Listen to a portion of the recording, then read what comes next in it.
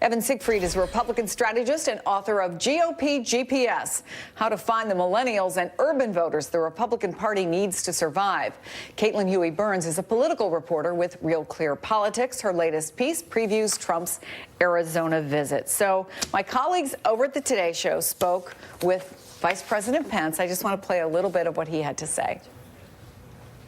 The president said he thought there were fine people on both sides of that rally in Charlottesville. So when he said that, you've just told me you don't agree with that. Did those words offend you? The president and I were very clear last weekend in the wake of the terribly tragic events in Charlottesville that we denounce bigotry and hatred and violence in all of its forms. But he said there were fine people on both sides of that rally. The president specifically denounced white supremacists, neo-Nazis, and the KKK repeatedly.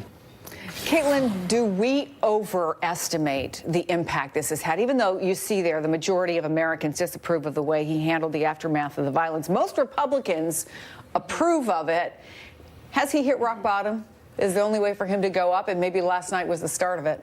Well, it was, Republican senators, as we saw, did not agree with that statement that Mike Pence just said. They did not see that Trump handled this situation well. I do think that just judging from the statements we heard from Republicans in reaction to the president's speech last night, it does provide an opportunity to turn the page, and we have seen this over and over and over again. And is tonight part of that? Well, this is the big question. Heading into this Phoenix rally, this is a kind of environment where Trump is typically, he has a script, but typically veers away from it. And he is going into the backyard of two of his top critics, John McCain and Jeff Flake. Jeff Flake, one of the most vulnerable Republicans up for re-election next year, someone whose challenger, Donald Trump, has started to promote.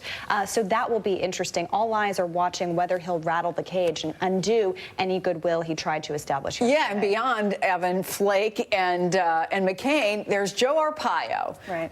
Arguably the most embattled sheriff in America, right? He's the former Maricopa County sheriff, obviously.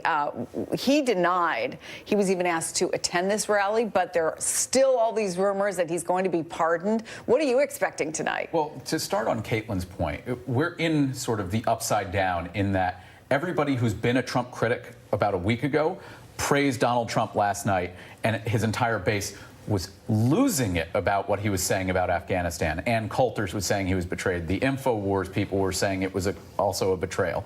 But tonight, we're going to see it return to normal and reality, because he's going to go and he's going to play to the base, and he's going to hint at a Joe Arpaio pardon, but he won't do it there. He's going to attack Jeff Flake. He's going to probably promote chemtrail Kelly Ward. He's going to go out and say that John McCain is not really even a Republican. He's going to attack Republicans, actually, because it's always they with Republicans. He's going to go after John McCain in his home state, a guy who is battling brain cancer. That's your prediction? He's gone after John McCain after the Obamacare repeal and replace failed. So why would that stop him now?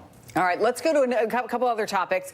As he's making this trip, we're learning that the Secret Service is running out of hours and money and everything else for covering the president and his family. Look at this. He's made 7 trips to Mar-a-Lago, 5 to his golf club in Bedminster. He's gone to Trump Tower in Manhattan. I mean, Republicans are supposed to be budget hawks. Are they looking at this and saying, what's going on? I mean, this doesn't even account for his family who's being covered. Right, exactly. And the multiple trips that he's been taking that requires this coverage, not only here in New York or New Jersey when he goes to his clubs, but also in Florida and elsewhere. He's traveling pretty much almost every weekend, it seems.